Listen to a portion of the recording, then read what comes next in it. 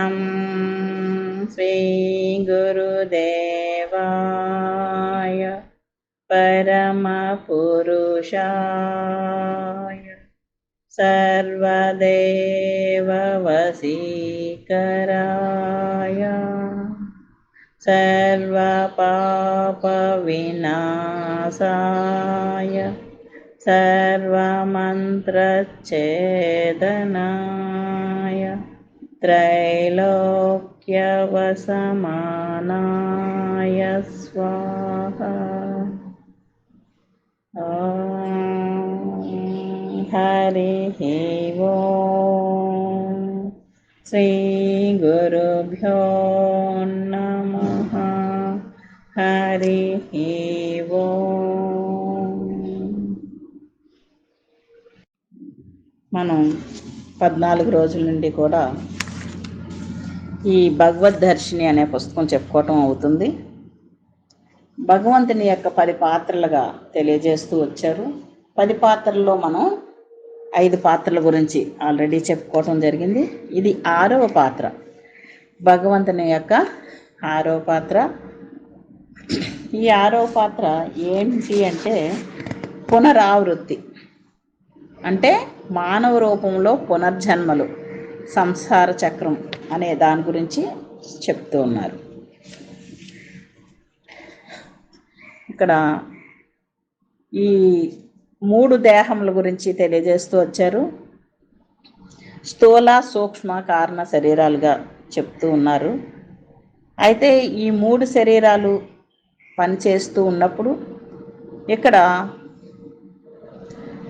ఈ ప్రాణశక్తి యొక్క భౌతిక లక్షణాల గురించి చెప్పినప్పుడు వాంఛలని, మానసిక ఉద్వేగములని, తలంపులు అని చెప్తూ, మనసు యొక్క ప్రబల లక్షణంగా చెప్పినప్పుడు వాంఛలని చెప్పారు. ఇంకా భౌతిక మరణానంతరము, అంటే ఈ భౌతిక శరీరం చనిపోతున్నప్పుడు మనకి ఈ శరీరాన్ని, దేహాన్ని వదలటం కదా జరుగుతుంది, భౌతిక దేహం. ఈ మరణ అనంతరం సూక్ష్మ కారణ దేహములను చేరి ఉన్న చైతన్యము అనుభవించు తీవ్రమైన అనుభవాలే మనం స్వర్గమని, నరకమని చెప్పుకుంటున్నాం. మనకి సాధారణంగా ఏంటనుకుంటామంటే స్వర్గలోకం ఉందని, అలాగే నరకం కూడా, ఇవి లోకాలని అనుకుంటాం. కానీ ఇక్కడ ఏం చెప్తున్నారంటే అవి లోకాలు కాదు. మీ లోపల ఒక మానసిక శరీరం ఉంది కదా, దాని యొక్క ఆలోచనలు మనం ఇప్పుడు జీవించున్నంతసేపు ఉంటుంది అది. అలాగనే మరణానంతరం కూడా అది మనకి తెలుస్తూ ఉంటుందన్నమాట. ఈ మరణానంతరము ఏంటి ఇక్కడ మనం చెప్పుకోవాల్సింది? భౌతిక మరణం. అంటే ఈ భౌతిక దేహం ఇక్కడ ఉన్నప్పటికీ ఆ సూక్ష్మ కారణ శరీరాలు మాత్రం ఒక అనుభవాన్ని పొందుతూ ఉంటాయి. తర్వాత కూడా, మరణానికి తర్వాత కూడా అవి ఏవైతే అనుభవాలు పొందుతున్నాయో అవి మనం ఇప్పుడు జీవించి ఉన్న ఈ శరీరం తాలూకా సంస్కారాలతోనే, ఒక మంచి అయితే మంచని, చెడైతే చెడని, పుణ్యమని, పాపమని, ఇవన్నీ కూడా అక్కడ ఒక అనుభవాన్ని పొందుతూ ఉంటుంది అన్నమాట శరీరం. అంతే తప్ప ఆ స్థితులన్నీ కూడా మన లోపలే జరుగుతాయి. అంటే మన లోపల అంటే ఈ శరీరం విడిచిపెట్టేసాం. ఇక్కడ సూక్ష్మ కారణ శరీరాల్లోనే అది ఆ స్థితులు జరుగుతూ ఉంటాయి అన్నమాట. అదే మనం నరకమని, స్వర్గమని మాట్లాడుకునేవి. మరణించిన మానవులు సజ్జనులు కానీ దుర్జనులు కానీ స్వర్గ నరకములనడి స్థితిలో పునర్జన్మము పొందు వరకును వేచి ఉందురు. మళ్ళీ ఇంకో జన్మ రావాలి కనుక ఈ జన్మకి ఆ జన్మకి మధ్యలో కొంత సమయం ఉంటుంది కనుక ఆ కొన్నాళ్ళ పాటు ఆ స్వర్గం అనే అనుభవం, నరకం అనే అనుభవం పొందుతూ ఈ సూక్ష్మ కారణ శరీరాలు చైతన్యంతో కూడి ఉంటాయన్నమాట.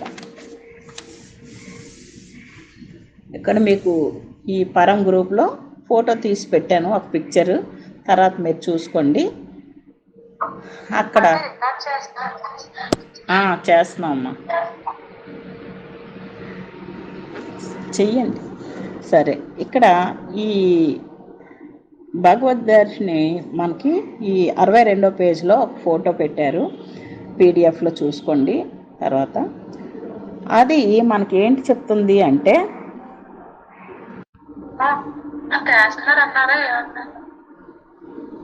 నేను పరం గ్రూప్లో పెట్టిన పిక్చర్ ఉంది, అది ఒకసారి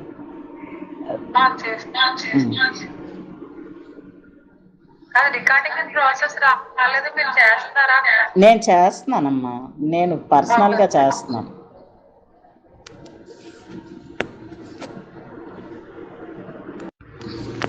ఇక్కడ ఏంటంటున్నాడంటే, ఈ పూర్వజన్మల యొక్క సంస్కార బలంతోనే మనం, ఈ పూర్వజన్మల సంస్కారం వలన మనకి ఈ ఆత్మ ఏంటి చెప్తున్నారంటే, ఈ సంస్కారాలతో ఈ చైతన్యం ఏదైతే ఉందో అదే ఈ అనుభవాలు పొందుతుందంట. ఏ అనుభవాలు? స్వర్గం అని కానీ నరకం అని కానీ. స్వర్గ నరకములనడి మానసిక స్థితులను అనుభవించినది ఆత్మ యొక్క చైతన్యమే కానీ ఆత్మ కాదు. ఆత్మ యొక్క చైతన్యమే కానీ ఆత్మ కాదని చెప్తున్నారనమాట. అంటే ఆత్మ ఎప్పుడూ కూడా సాక్షిగా ఉంటుందని, కదలనిది అని చెప్పుకుంటాం కదా. ఆ ఆత్మ అట్లాగే మనం చెప్పుకుంటూ ఉంటాం, ఎప్పుడు మనలో ఉన్నది కూడా అట్లాగే ఉంటుంది. కానీ ఆత్మ యొక్క చైతన్యము ఏదైతే ఉందో అది మానసిక ఈ శరీరాలు ఏవైతే సూక్ష్మ కారణ శరీరాలు ఉన్నాయో వాటితో కలిసి పనిచేస్తుంది అన్నమాట. పని చేసినప్పుడు ఆ చైతన్యము అనుభవాలు పొందుతుంది.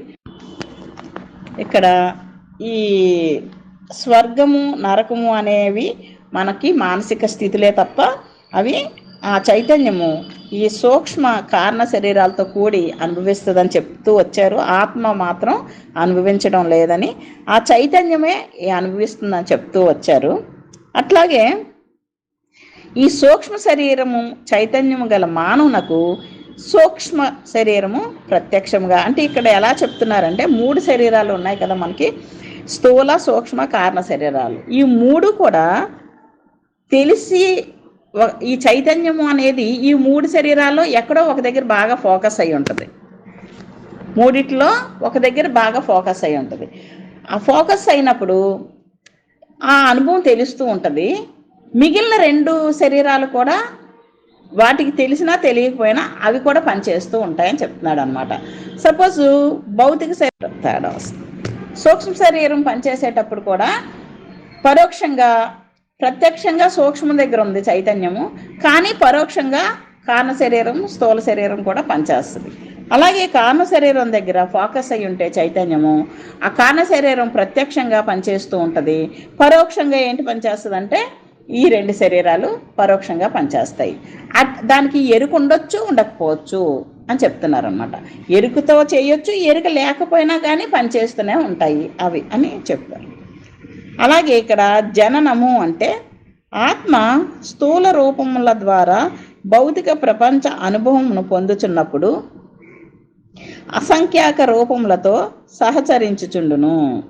ఇక్కడ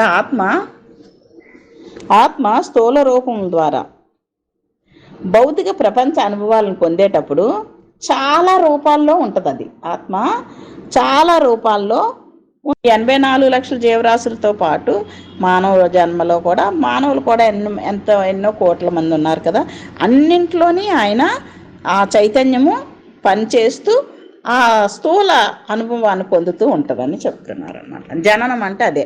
ఇప్పుడు ఈ క్షణంలో ఎన్నో పుట్టుంటాయి, అంటే మానవులే కాకుండా ఎంతమందో మానవులు పుట్టుంటారు, స్త్రీలు పుట్టుంటారు, పురుషులు పుట్టుంటారు, అట్లాగే కుక్కలు, పందులు, నక్కలు ఎన్నో పుట్టుంటాయి కదా ఒకే క్షణంలో. అన్నిటిలో జననం జరుగుతోంది. అన్నిటిలోనే ఆయనే చైతన్య రూపంలో జననంగా ఉన్నాడన్నమాట. అలాగే ఆత్మ స్థూల రూపముల ద్వారా భౌతిక ప్రపంచ అనుభవంను పొందుచున్నప్పుడు అసంఖ్యాక రూపముల నుండి వియోగము చెందుచుండును. దీనిని మనం మరణం అని పిలవచ్చు. ఇప్పుడు జననం అంటే ఎన్నో లక్షల జీవరాశుల్లో జననం జరిగింది ఆయనే చైతన్యంతో. అలాగే ఎన్నో లక్షల్లో జీవరాశుల్లో మానవుల్లో ఒకేసారి మరణం కూడా జరుగుతుందన్నమాట. అందువలన దీనిని మరణమని, వియోగం చెందినప్పుడు మరణమని, పుట్టినప్పుడు జననమని చెప్తున్నారన్నమాట. అంటే ఒకే చైతన్యమే ఒకేసారి ఎన్నో పాత్రలు పోషిస్తూ ఉందన్నమాట. చూడండి, మనం ఒక్కొక్కసారి కళ్ళతో చూస్తూ ఉంటాము, ఏదో కనిపిస్తుంటుంది, ఎవరితోనో ఇంకోటి ఏదో మాట్లాడుతూ ఉంటాము, ఇంక మన చెవులతో వేరేదేదో వింటూ ఉంటాము. ఒకసారి ఒక పక్క నుంచి మాట్లాడుతూ ఉంటాము, ఒక పక్క నుంచి వింటూ ఉంటాము, ఒక పక్క నుంచి చూస్తూ ఉంటాము. ఎన్నో పనులు ఒకేసారి చేయగలుగుతాం మనం కూడా. అట్లాగే భగవంతుడు అంతటా నిండి ఉండడం వల్ల ఆయన శరీరం ఇదంతా కూడా సృష్టి. సాధారణంగా మరణము సమీపించు గడియల యందు సూక్ష్మ శరీరమును జీవశక్తియు స్థూల దేహము నుండి పూర్తిగా వేరవుతుంది. ఇప్పుడు మనం స్థూల శరీరంలో కలిసి ఉంటుంది అన్నమాట ఈ జీవశక్తి, అంటే ప్రాణశక్తి. అలాగే అంటే సూక్ష్మ శరీరం అన్నప్పుడు లోపల ఉన్నది కలిసి ఉంది. ఎప్పుడైతే చావుకి దగ్గర అవుతున్నామో ఈ మరణ సమయానికల్లా దానికి సెపరేట్ అవుతుంది అన్నమాట, లోపల విడిపోతూ ఉంటుంది అన్నమాట. ఈ జీవశక్తి సూక్ష్మ శరీరం కూడా ఈ స్థూల దేహం నుంచి పూర్తిగా వేరవుతూ ఉంటుంది. కానీ స్థూల దేహముతో గల సంబంధమును మాత్రం మనస్సు ఏం చేస్తుందంటే మరణ అనంతరం కూడా ఒక 5 రోజులు ఆ గుర్తు, ఆ జ్ఞాపకాలన్నీ ఉంచుతుందట. మరి ఒక 5 రోజులు కానీ 7 రోజుల వరకు కానీ మళ్ళీ ఆ సంబంధాన్ని కాపాడుతూ ఉంటుందట. అంటే మనసు కూడా అందుకే మనకేం చెప్తారని ఒక గుర్తు ఆ మానసికంగా ఉండి ఆ ఇంటి చుట్టూ తిరగడం కానీ 12 రోజుల వరకు. అందుకే అందరూ ఏంటంటారంటే 12 రోజుల వరకు కూడా కాస్త భోజనం పెట్టడం వాళ్ళ పేరు మీద ఇలాంటివన్నీ చేస్తూ ఉంటారన్నమాట. ఎందుకు అంటే ఆ మానసికంగా వారు అక్కడే తిరుగుతారని అంటారు కదా, అవి క్యారీ అవుతూ ఉంటాయి. ఆత్మ భౌతిక లోకానుభవమును పొందుతున్నప్పుడు జనన మరణములు, కష్ట సుఖములు, పుణ్యపాపములు మొదలైన ద్వంద్వ అనుభవములు అన్నింటినీ ఈ స్థూల రూపమే పొందుచున్నది. ఇక్కడ ఆత్మ భౌతిక లోకానుభవమును పొందుచున్నప్పుడు భౌతికంగా తన లోకంతో అనుభవాలు పొందేటప్పుడు ఆత్మ ఏంటంటే జననమని, మరణమని, అలాగే కష్టమని, సుఖమని, పుణ్యమని, పాపమని కూడా బాహ్యంగా ఆ చైతన్యమే అంతర్ముఖం అయితే ఒకలా ఉంటుందండి. బాహ్యంగా ఉన్నప్పుడు భౌతిక ప్రపంచంతో కలిసి ఉన్నప్పుడు తన అనుభవాలన్నీ ఎలా ఉంటాయి, రెండుగా ఉంటాయి. కష్టం అంటుంది, సుఖం అంటది, పుణ్యం అంటది, పాపం అంటది, జననం అంటది, మరణం అంటది అన్నమాట. ద్వంద్వాలు. అందుకే కదా మనం దృష్టి అంతా బయటికి ఫోకస్ చేసాం కనుక మనకు అన్ని ద్వంద్వ అనుభవాలతోనే ఉన్నాం. ఇలాగే చనిపోయినప్పుడు ఈ ద్వంద్వ అనుభవాలతో ఉన్న ఈ మనసే కదా అక్కడ ఉండేది చనిపోయిన తర్వాత కూడా. అందుకని ఆ ద్వంద్వాలతోనే కాస్త కొన్నాళ్ళు కొనసాగుతూ ఉంటుంది మళ్ళీ శరీరం వచ్చే వరకు కూడా. ఈ స్థూల రూపమే పొందుతూ ఉంటుంది అన్నమాట అనుభవాలని. ఆత్మకు స్థూల రూపము నీడ వంటిది. మనలో ఉన్న ఆత్మకి ఈ స్థూల శరీరం తాలూకా ప్రవర్తన అంతా కూడా ఒక నీడ లాంటిది. అంటే దానికి నిజానికి స్వయంగా ఉనికి లేదు, స్వయంగా ఏమీ లేదు. కానీ నీడ చూడండి, మనం ఉంటేనే నీడ ఉంటుంది, నేను లేకపోతే నీడ ఉండదు. ఆ నీడకి ఏమైనా స్వయంగా ఏమైనా ఉందా అంటే లేదు, అది కదులుతూనే ఉంటుంది. మనలాగే యాక్షన్స్ అన్నీ కూడా మనలాగే కనిపిస్తూ ఉంటాయి నీడకి కదా. కానీ నిజానికి దానికి స్వయంగా ఏమీ ఉనికి లేదు, స్వయంగా ఏమీ లేదు, శక్తి లేదు, జ్ఞానం లేదు, ఏమీ లేదన్నమాట. అలాగే ఇక్కడ కూడా ఈ స్థూల శరీరము ఆత్మకి నీడ వంటిది. అంటే అది లోపల ఉండడం వల్ల ఇది అన్నీ చేస్తోంది కదా. అది లేకపోతే మరణం అంటున్నాము, కానీ అది ఉండడం వల్ల ఇదంతా జరుగుతోంది. కానీ దీనికి స్వయంగా ఏమైనా ఉందా అంటే నీడకి ఏమీ లేదు కదా. అలాగే నీడకి ఏవైతే ఏమీ లేదో అలాగే మన శరీరానికి కూడా ఏమీ లేనిదిగా ఉంది. అందుకని నీడతో పోల్చారనమాట ఈ శరీరాన్ని. ఆత్మ పొందుతున్న అనుభవములన్నీ తనకు నీడ అయిన స్థూల రూప అనుభవంలే కానీ ఆత్మకు ఎట్టి అనుభవము లేదు. ఇది ఆత్మ పొందుతున్న ఈ అనుభవాలన్నీ కూడా తనకు నీడ అయిన స్థూల రూప అనుభవంలే. ఇవన్నీ కూడా ఆత్మకు ఎట్టి అనుభవములు లేవట. అంతే కదా, ఆత్మకు స్వయంగా ఏ అనుభవం లేదు. ఇప్పుడు నేను ఇక్కడ కూర్చుని ఉన్నాను, నీడ కనిపిస్తోంది, నా నీడ పక్కన పడుతోంది. పడుతున్నప్పుడు ఆ నీడలో నేను చేతులు ఇలా తిప్పితే ఆ నీడలో కూడా చేతులు తిరుగుతూ ఉంటాయి కదా. అదంతా కనిపిస్తూ ఉంది చూడడానికి, నీడే కదుపుతున్నట్టు, నీడే నడుస్తున్నట్టు, కూర్చున్నట్టు, లేచినట్టు కనిపిస్తూ ఉంటుంది. కానీ నిజానికి అక్కడ ఏమైనా జరుగుతుందా అంటే జరగట్లేదు. ఎందుకు? దానికి ఏమీ ఉనికి లేదు, దానికి ఏమీ ప్రాణం లేదని అర్థం.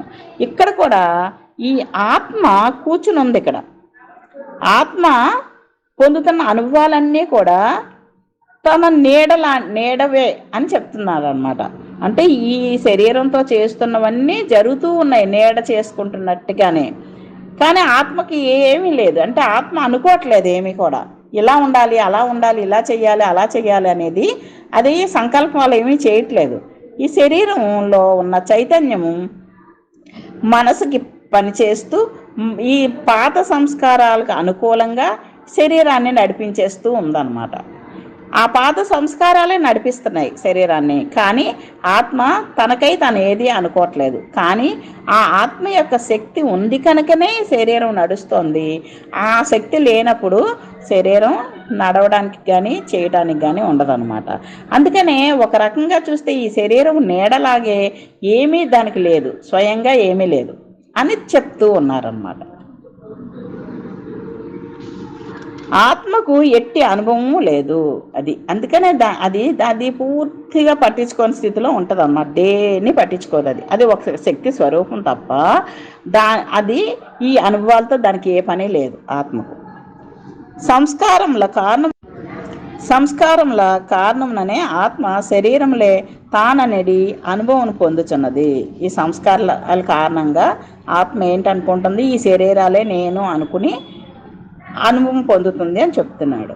ఈ అజ్ఞానమునకు కారణం ఏంటంటే సమస్త అనుభవములకు కారణము ఈ సంస్కారాలే.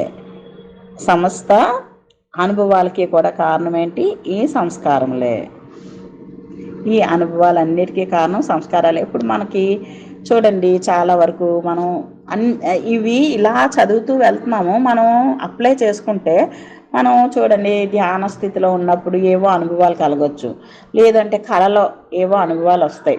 అవన్నీ కూడా ఎవరో వచ్చారండి మనకి, దేవుడు కనిపించాడండి అంటాం. లేదంటే ఎవరో ఋషి పుంగవులు కనిపించారండి నా కళలో, ఏదో చెప్పారండి అంటాం. ఇవన్నీ గమనిస్తే నిజానికి మన మనసే ఇవన్నీ చేస్తూ ఉంటుంది అన్నమాట.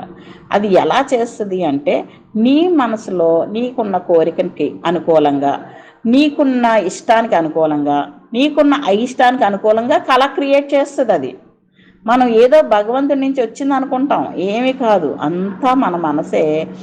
ఈ లోపల ఉన్న శక్తి ఏదైతే ఉందో ఆత్మ, అది భగవంతుడే కనుక స్వయంగా ఆ శక్తినే ఉపయోగించుకొని మనసు రకరకాల సృష్టి చేస్తుంది అన్నమాట. అందుకనే మనకి ఏది జరుగుతున్నా, ఏ అనుభవమైనా అది ఆత్మది కాదు. ఏ వింత కనబడుతున్నా మన కళలో కానీ ధ్యానంలో కానీ ఆ వింతలన్నీ మనసువే. మనకి ఆత్మ ఎప్పుడు కూడా ఎవరికి ఏది చెప్పడం కానీ, ఇది చెయ్యని చెప్పడం కానీ, అది చెందొద్దని చెప్పడం ఏమీ ఉండదు. ఈ సంస్కారాలు మనం ఏవైతే పోగేసుకున్నామో ఆ సంస్కారాలు పూర్తి అవ్వాలి అంటే శరీరం అవసరం. ఆ శరీరం నడవాలి అంటే శక్తి అవసరం.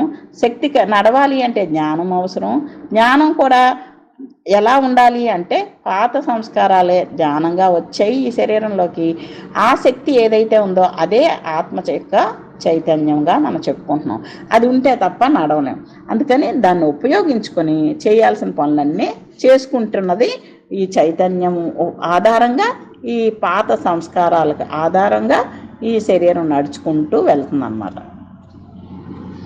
ఇక్కడికి ఇలా ఇంకెక్కడ ఈ మానవ రూపంలో పునర్జన్మల గురించి ఒక సర్కిల్ వేసి చూపెట్టాడు, చూసుకుందాం అవి. ఇంకా రూపము లేని ఆత్మ, ఆత్మకి ఎలా ఆత్మ రూపము లేని ఆత్మ, జనన మరణములు లేని ఆత్మ. అసలు ఆత్మకి జనన మరణాలు ఏటున్నాయండి? లేవనే కదా చెప్పుకుంటున్నాం మనం. ఎందుకు లేవు అని చెప్తున్నారు అంటే అది శరీరంలోకి రాకముందు ఉంది, శరీరంలోకి వచ్చినప్పుడు ఉంది, శరీరం విడిచిపెట్టినప్పుడు కూడా అది ఉంది బయట. శరీరం లోపల కొన్నాళ్ళు ఉంది, శరీరం రాకముందు ఉంది, శరీరంలోంచి బయటికి వెళ్ళి కూడా ఉంది. అందుకని ఆత్మకి జనన మరణాలు లేవు. అనంతమైన ఆత్మ, అది ఎలాంటిది ఆత్మ అంటే అనంతంగా నిండిపోయి అంతటా ఉన్నది ఆత్మ. అది శాశ్వతమైనది, దానికి చావు పుట్టుకలతో పని లేదు, అది ఎప్పుడూ ఉంటుంది కనుక శాశ్వతం. కష్ట సుఖాలు, ఈ సుఖ దుఃఖాలు ఇవేవి కూడా దానివి కాదు. ఈ ఈ కష్టమని సుఖమని రెండుగా మనం మాట్లాడుకునే మంచని చెడని సుఖ దుఃఖాలని చెప్పుకునేవన్నీ కూడా ఈ ద్వంద్వాలు. ఈ ద్వంద్వాలకి అతీతమైనదే ఆత్మ.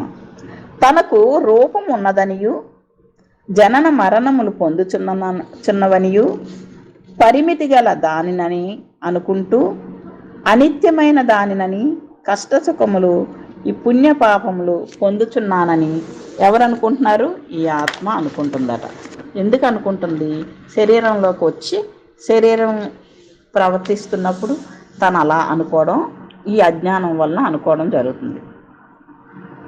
ఈ అనుభవాలను పొందుటకు సంస్కారంలే కారణం. ఈ అనుభవాలన్నీ ఎందుకు పొందుతుంది అంటే సంస్కారాలు, ఎన్నోసార్లు పుట్టిన సంస్కారాలు పోగై ఉన్నాయి. ఆ పోగైన సంస్కారాల్లో కొన్ని సంస్కారాలు తెచ్చుకోవడం జరిగింది ఈ జన్మకి. ఆ తెచ్చుకుని ఆ కొన్ని సంస్కారాలతోకి అనుకూలంగా జన్మ గడుస్తూ ఉంది. గడుస్తున్నప్పుడు తనను తను కోల్పోవడం వల్లనే కదా జన్మలు వచ్చాయి. సృష్టి రావటమే తను ఎవరో తను మర్చిపోయిన ఈ అజ్ఞానం వల్లనే ద్వంద్వాలు వచ్చాయి, సృష్టి వచ్చింది, ద్వంద్వాలు వచ్చాయి. అవి అందులోని కూడా ఈ శరీరం నేననే భావం, ఈ అనుభవాలు నేనే పొందుతున్నాననే భావం అందువల్లనే కలిగింది.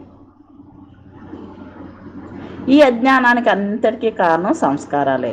ఈ ద్వంద్వ అనుభవములన్నీ స్థూల రూపము పొందుచున్నది. అంటే ఈ ద్వంద్వ అనుభవాలన్నీ ఈ స్థూల రూపమే పొందుతుంది. నిజానికి ఆత్మ ఏమీ పొందట్లేదు, అది అలా ఉంది అంతే. ఇప్పుడు మనం చూడండి, ఇంకెక్కడికి ఇలా ఆపుకుని కొద్దిగా చెప్పుకుందాము. సాధారణంగా మనం చూడండి, ఒక ఫ్యాను, ఒక లైటు తయారు చేసుకుని పెట్టుకున్నాం, ఇంట్లో కొనుక్కొని పెట్టుకున్నాం. అవి పని చేయాలి అంటే కరెంట్ అవసరం.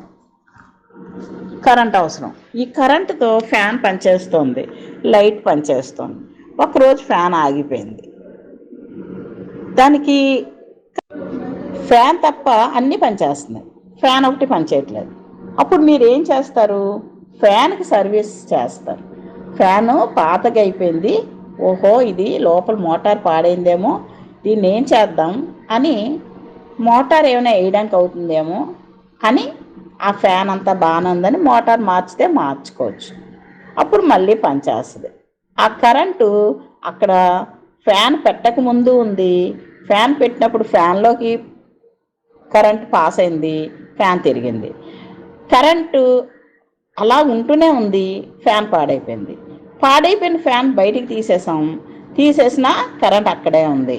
మళ్ళా కొత్త మోటార్ పెట్టి మళ్ళీ ఫ్యాన్ తగిలించాము, మళ్ళీ కనెక్ట్ చేసాము, మళ్ళీ అదే కరెంటు అక్కడ మళ్ళీ ఫ్యాన్ పనిచేసేలాగా చేసింది.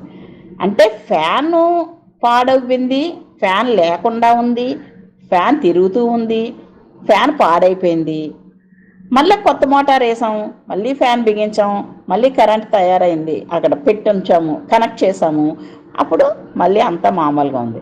అయితే ఈ ఫ్యాన్ అనుకుంటుందట నేనే అని. అయితే ఫ్యాన్ వరకు ఫ్యాన్ అనుకోవడం కరెక్టే, కానీ ఫ్యాన్లో ఉన్న కరెంటు నేను ఫ్యాన్ని అనుకుంటుందట దాని అజ్ఞానం వల్ల. కానీ మరి అలా అనుకుంటే ఎలా అది కరెక్ట్ అవుతుంది? ఎందుకంటే అదే కరెంటు లైట్ వెలిగేలాగా, ఫ్రిడ్జ్ పనిచేసేలాగా అన్నీ చేస్తూ ఉంది కదా. మరి ఫ్యాన్ రూపానికే అతుక్కుని నేను ఫ్యాన్ని అనుకుంటే అది ఎలా కరెక్ట్ అవుతుంది? దాని అజ్ఞానం కాకపోతే. అలాగే లైట్లో ఉన్నది ఎవరో వేరే అనుకుని, ఫ్రిడ్జ్ పనిచేస్తుందంటే అది వేరే అనుకుని మనం ఏంటి తెలుసుకుంటున్నామంటే ఆ చైతన్యము ఫ్యాన్లో ఉన్నది అజ్ఞానం వలన నేను ఫ్యాన్ అనేసుకుంటుంది.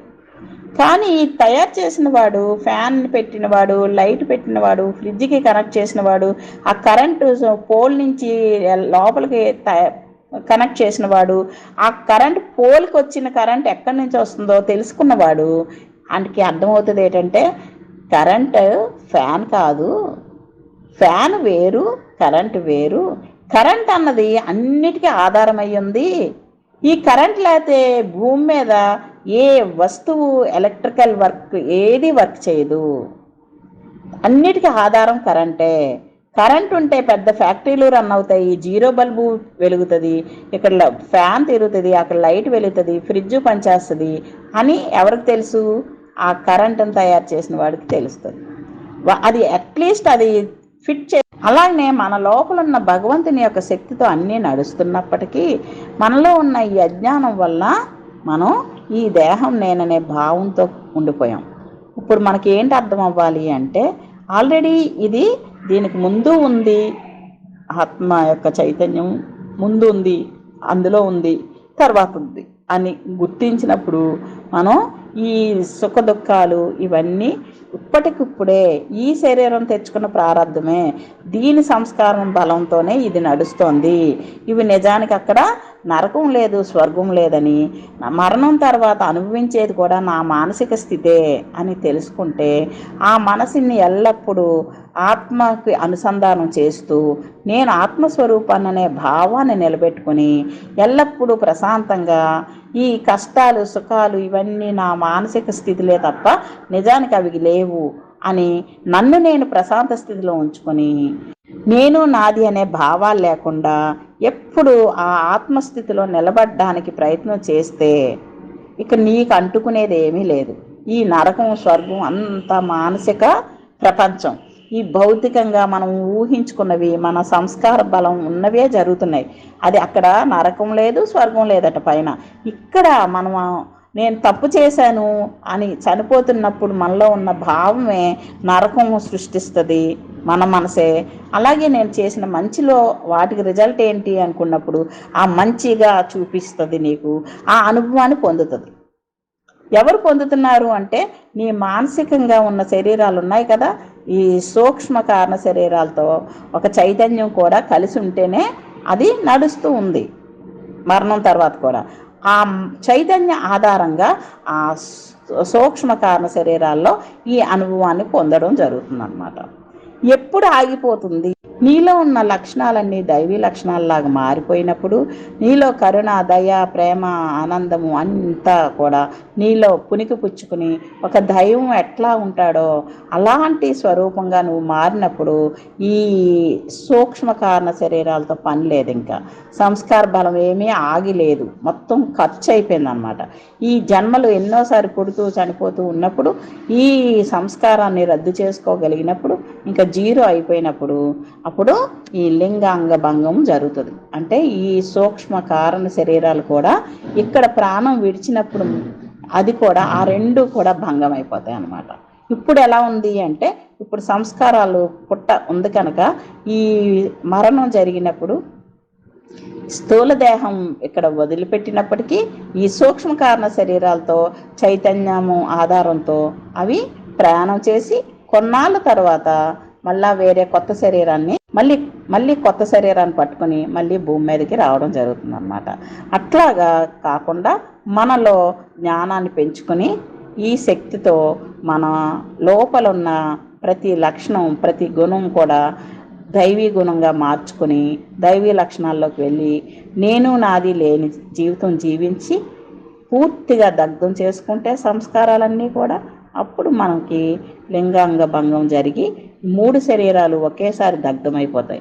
ఇంకా దగ్ధమైన తర్వాత ఆ చైతన్యము ఆత్మ చైతన్యమే కనుక అది ఆత్మలో కలిసిపోతుంది కనుక ఇంకా దానికి మానసిక స్థితులు కానీ ఏవి ఉండవు, కారణం ఉండదు, కార్యం ఉండదు. ఇంకా అప్పుడు మనం ఇంకా పూర్తిగా జన్మ లేని స్థితిలో మన చైతన్యము భగవంతుని చైతన్యంలో కలిసి ఉంటుందన్నమాట.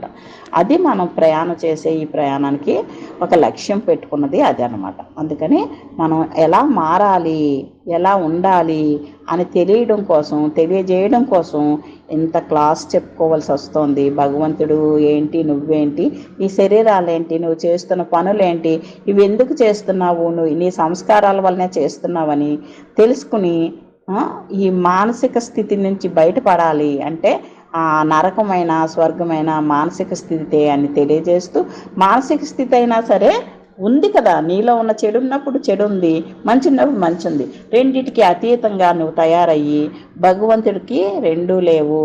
ఆత్మకి ఏముంది, మనలోనే ఉంది ఆత్మ. కానీ దానికి నా శరీరంతో నేను చేసిన పని కూడా దానికి ఏది అంటట్లే.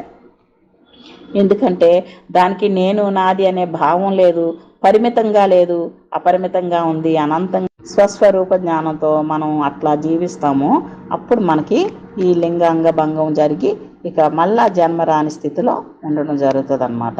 అది ఈరోజు యొక్క కొంత తెలుసుకోవడం అయింది. ఇంకా ఉంది, ఈ చాప్టర్ మనకి చాలా ఎక్కువగానే వివరించారు. ఎందుకంటే మొత్తం కర్మ సిద్ధాంతం మన పుట్టుక జనన మరణాల గురించి కదా తెలుసుకునేది.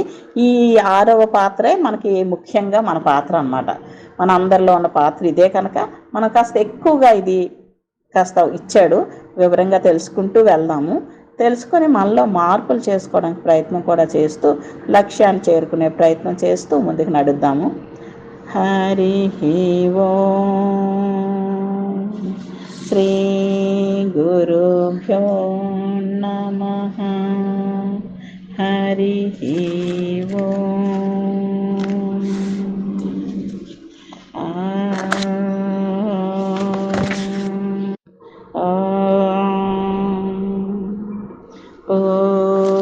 పూర్ణమదః పూర్ణమిదం పూర్ణాత్ పూర్ణముదచ్యతే పూర్ణస్య పూర్ణమాదాయ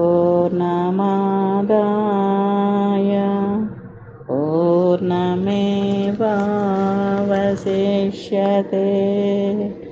ఓం తత్సత్. ఓం శాంతి శాంతి శాంతి. హరి